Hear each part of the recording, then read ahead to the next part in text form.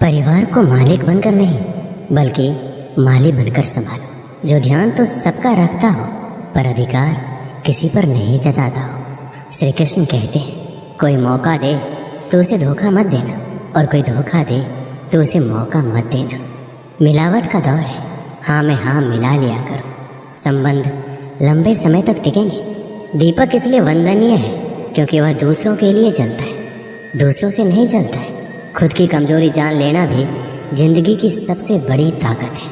चलने की कोशिश तो करो, दिशाएं बहुत है। रास्ते पे बिखरे कांटों से ना डरो, आपके साथ दुआएं बहुत है। जो चाहा वो मिल जाना सफलता है, जो मिला है उसको जानना प्रसन्नता है। जिंदगी का सबसे खूबसूरत पौधा विश्वास होता है, जो जमीन में नहीं दिल में उगता है। अगर आप उस इंसान को ढूंढ रहे हैं जो आपकी ज़िंदगी बदल सकते हैं तो एक बार आईने में देख लीजिए। खुद से ज़्यादा हमें कोई नहीं बदल सकता। अपनी तारीफ खुद कर लिया करो, क्योंकि बुराई करने के लिए तो पूरी दुनिया मौजूद है। क्रोध एक ऐसा तेजाब है जो जिस चीज़ पर भी डाला जाता है उससे ज़्यादा उस पात्र को नुकसान पहुंचाता है जिसमें वो रखा जाता है। बहुत मुश्किल नहीं है ज़िंदगी की सच्चाई समझना। जिस तराजू में दूसरों को तौल दो, कभी उस पर खुद बैठ कर देखना। जलो वहाँ जहाँ ज़रूरत हो। उजालों में चिरागों के मायने नहीं होते। किसी को हरा देना बेहद आसान है, लेकिन किसी को जीतना बेहद मुश्किल। जिम्मेदारियाँ इंसान को वक्त से पहले बड़ा बना देती है। समय वह है जिसे हम सबसे ज़्यादा चाहते हैं, पर जिसे हम सबसे गलत तरीके से उपयोग भी करते हैं। त्याग के बिना कुछ भी पाना संभव नहीं है। एक सांस लेने के लिए पहली सांस छोड़नी पड़ती है। पतझड़ में सिर्फ पत्ते गिरते हैं। नज़रों से गिरने का कोई मौसम नहीं होता। जिसे खुद की गलती नज़र नहीं आती उस इंसान से दूरी बना लेना ही बेहतर होता है। जिनका दिल साफ होता है, दुनिया गलत साबित उन्हीं को करने में लग जाती है। जीवन में सबसे अच्छा सबक आप ये सीख सकते हैं कि कैसे शांत रहना है। यदि आप अपने सपने को पाने की हिम्मत रखते हो तो आपका हर सपना सच हो सकता है। समस्याएं देखकर जीवन में कभी हार मत मानो। क्या पता इसी समस्या के अंदर तुम्हारी एक बड़ी शुरुआत छुपी हो। अगर कष्ट बड़ा है तो कामयाबी भी बड़ी ही मिलेगी। भीतर क्षमा हो, क्षमा निकलेगी। भीतर क्रोध हो, क्रोध निकलेगा। भीतर प्रार्थना हो तो प्रार्थना निकलेगी। नफरत हो तो नफरत। इसलिए जब भी कुछ बाहर निकले तो दूसरों को दोषी मत ठहराना। आशा और विश्वास कभी गलत नहीं होती। बस ये हम पर निर्भर करता है कि हमने किससे आशा और किस पर विश्वास करना है। विचारों की खूबसूरती कहीं से भी मिले चुरा लो, क्योंकि चेहरे की खूबसूरती तो उम्र के साथ बदल जाती है, मगर विचारों की खूबसूरती हमेशा दिलों में अमर रहती है। जब हम कोई भी कार्य भगवान की याद में रहकर करते हैं तो उसमें भगवान की शक्तियाँ हमारी मदद करती हैं और हमारी सफलता निश्चित हो जाती है। अपनी परिस्थिति परमात्मा को सौंप दीजिए, क्योंकि जितना आप जीवन भर में कर सकते हैं उससे कहीं ज़्यादा वो एक पल में कर सकते हैं।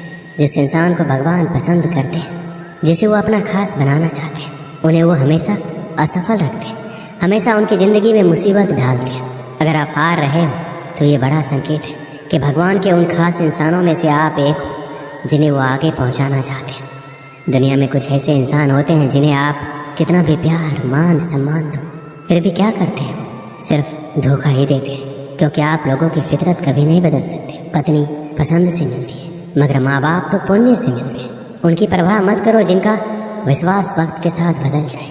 परवाह सदा उनकी करो जिनका विश्वास आप पर तब भी बना रहे जब आपका वक्त बदल जाए। रिश्ता चाहे जो भी हो, मजबूर नहीं मजबूत होना चाहिए। जीवन में धैर्य अत्यंत महत्वपूर्ण है, क्योंकि यह बात हमेशा याद रखिए, बूंद बूंद पानी से ही घड़ा भरता है।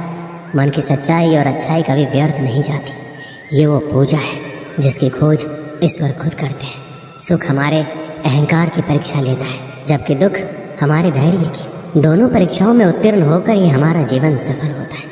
प्यार और सम्मान दो ऐसे उपहार हैं, अगर आप सभी को देने लग जाओ तो बेजुबान भी छुप जाते हैं। जिस दिन तुम्हें अपना मूल्य पता लग गया, उस दिन के बाद तुम किसी के द्वारा की गई निंदा या प्रशंसा से कोई फर्क नहीं पड़ेगा। संपूर्ण संसार में दुख से बड़ा कोई मित्र नहीं, क्योंकि दुख ही है जो इंसान को ईश्वर की याद दिलाता है।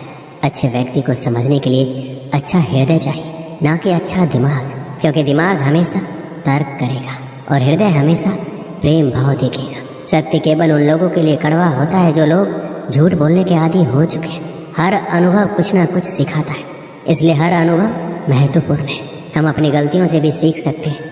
पेट में गया हुआ विष केवल एक मनुष्य को मारता है, परंतु कान में गया हुआ विष कई संबंधों को मार देता है। अपनी नज़र हमेशा उस चीज़ पर रखो जिसे तुम पाना चाहते हो, उस पर नहीं जिसे तुम खो चुके हो। इंसान की आदत है, नहीं मिला तो सब्र नहीं करता और मिल जाए तो कदर नहीं करता। जिंदगी में सब लोग दोस्त या रिश्तेदार बनकर नहीं आते, कुछ लोग सबक बनकर भी आते हैं। पीठ हमेशा मजबूत रखनी चाहिए, क्योंकि शाबाशी और धोखा दोनों ही पीछे से मिलते हैं। कुछ लोग आपसे इसलिए भी नफरत करने लग जाते हैं क्योंकि आपकी सही बातें उन्हें कड़वी लग जाती हैं। जो साथ रहकर भी किसी के हो वो दूर रहे तो ही अच्छा है। किस्मत सिर्फ मेहनत से बदलती है, बैठकर सोचते रहने से नहीं। सिर्फ उसी के सामने झुको, वो किसी के सामने तुम्हें झुकने नहीं देगा।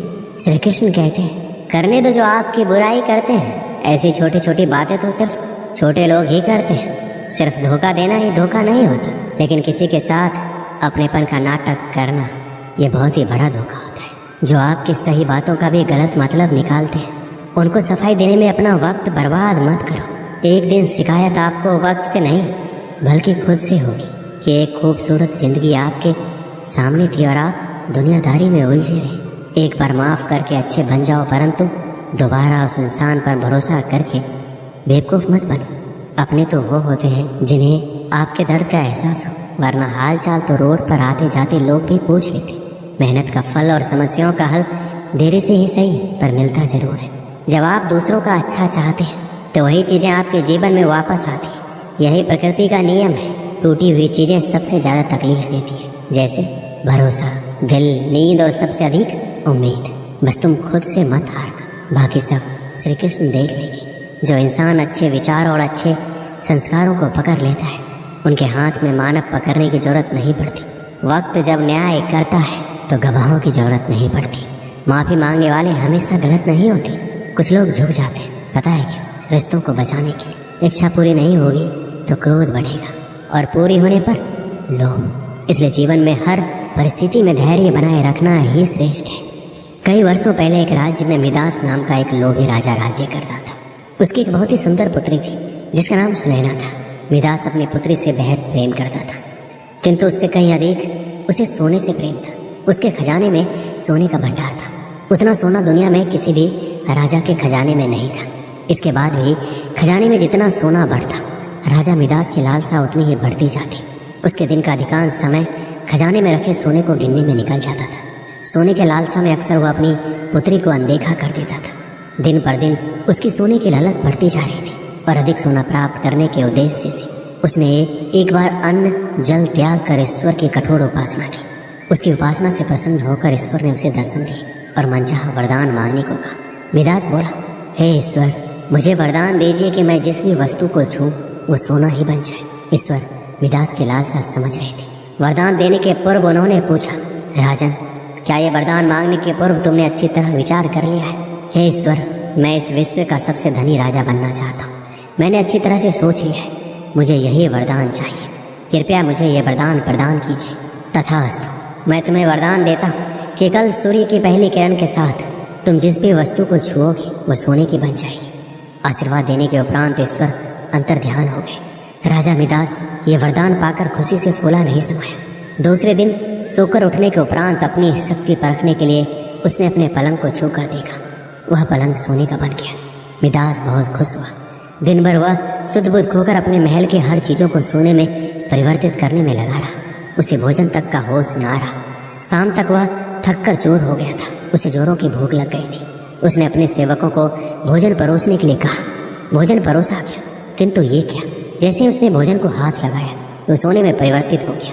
अब सोने को तो खाया नहीं जा सकता था। भूख से बेहाल राजा मिदास ने फल खाकर भूख मिटानी चाहिए, किंतु उसके छूते ही वो भी सोने में परिवर्तित हो गया। वह गुस्से से तिलमिला उठा और उठकर बाहर चला गया। बाहर टहलते हुए अपने महल के उद्यान में पहुंचा। वहां उसने देखा कि उसकी नन्ही पुत्री सुनैना खेल रही है। उसका सुंदर मुख देख राजा के मन में प्रेम उमड़ आया। कुछ क्षणों के लिए वह अपनी भूख भूल गया। जब सुनैना ने अपने पिता को देखा तो उसके पास दौड़ी चली आई और प्रेम पूर्वक उससे लिपट गई। राजा मिदास ने प्रेम जताते हुए उसके सिर पर हाथ फेरा और तुरंत ही वह सोने में परिवर्तित हो गई। अपनी नन्ही पुत्री को सोने का बना देख वह दुखी हो गया और रोने लगा। उसने पुनः ईश्वर से प्रार्थना की, प्रार्थना सुनकर ईश्वर प्रकट हुए और उसने पूछा, राजन क्या हुआ, अब तुम्हें क्या वरदान चाहिए? मिदास रो रो कर कहने लगा, हे ईश्वर मुझे क्षमा करें, सोने की लालसा में मेरी बुद्धि भ्रष्ट हो गई थी। मैं ये वरदान मांग बैठा था, किंतु अपनी पुत्री को खोने के बाद अब मेरी आंखें खुल गई है। मुझे समझ आ गया है कि हर वस्तु अमूल्य है और उन सब में सबसे अमूल्य है मेरी पुत्री। भगवान कृपया ये वरदान वापस ले लीजिए, मेरी पुत्री मुझे लौटा दीजिए। मैं सोने की लालसा त्याग दूंगा और अपना कोषागार निर्धनों और जरूरतमंदों के लिए खोल दूंगा। ईश्वर ने जब उसके पछतावे के आंसू देखे तो अपना वरदान वापस ले लिया। दूसरे दिन सूर्य की पहली किरण के साथ सारी वस्तुएं अपने वास्तविक रूप में आने लगी। राजा मिदास की पुत्री भी अपने वास्तविक रूप में आ गई। उसने अपने वचन के अनुसार अपना कोषागार निर्धनों और जरूरतमंदों के लिए खोल दिया। उसका लोभ खत्म हो चुका था, वो एक संतुष्ट जीवन व्यतीत करने लगा। इस कहानी से हमें क्या सीख मिलती है? धन महत्वपूर्ण अवश्य है, किंतु सर्वस्व नहीं। प्रेम, खुशी, संतुष्टि कभी भी धन से खरीदी नहीं जा सकती। इसलिए लोभ ना करें। लोभ का परिणाम हमेशा बुरा ही होता है।